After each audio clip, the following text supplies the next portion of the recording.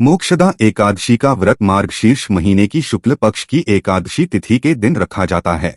एकादशी तिथि भगवान विष्णु को समर्पित है। मोक्षदा एकादशी मोक्ष देने वाली बताई गई है। इस दिन भगवान विष्णु के साथ माता लक्ष्मी की पूजा अर्चना भी की जाती है। मोक्षदा एकादशी का व्रत शुक्ल पक्ष की एकादशी को रखा जाएगा, जो 22 दिसंबर को है। 22 दिसंबर को सुबह 8:16 पर एकादशी तिथि का आरंभ होगा और अगले दिन यानी 23 दिसंबर को सुबह 7:11 तक रहेगी। मान्यताओं को अनुसार मोक्षदा एकादशी का व्रत रखने से पितृ प्रसन्न होते हैं।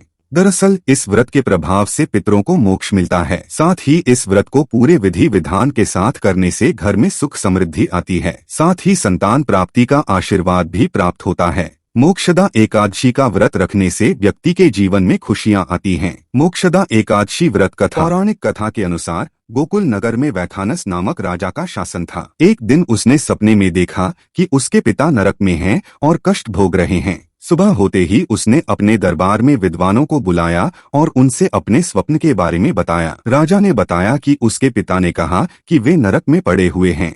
वे यहाँ पर नाना प्रकार के कष्ट सहन कर रहे हैं। तुम नरक के कष्टों से मुझे मुक्ति दिलाओ। राजा ने कहा कि उसने जब से यह स्वप्न देखा है तब से बड़ा ही परेशान और चिंतित है। राजा ने सभी विद्वानों से कहा कि आप सभी इस समस्या का कोई उपाय बताएं, जिससे वह अपने पिता को नरक के कष्टों से मुक्ति दिला सके। यदि पुत्र अपने पिता को ऐसी स्थिति से मुक्ति नहीं दिला सकता है तो फिर उसका जीवन व्यर्थ है।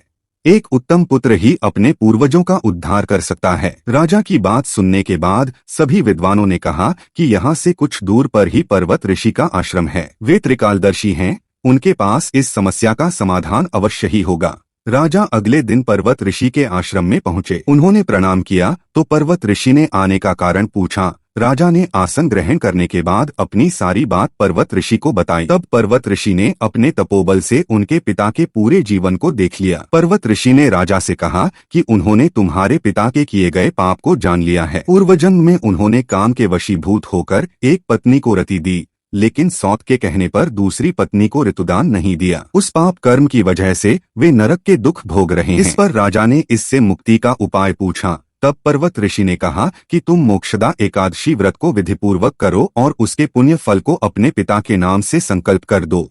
इससे तुम्हारे पिता नरक से मुक्त हो जाएंगे। जब मोक्षदा एकादशी आई तो राजा ने विधिपूर्वक व्रत और पूजन किया। फिर बताए अनुसार उसके पुण्य फल को पिता के नाम से संकल्प करा दिया। उस पुण्य फल के प्रभाव से वे मुक्त हो गए। उन्होंने अपने पुत्र से कहा कि तुम्हारा कल्याण हो। इसके बाद वे स्वर्ग चले गए। जो भी इस व्रत को करता है उसे मोक्ष की प्राप्ति होती है।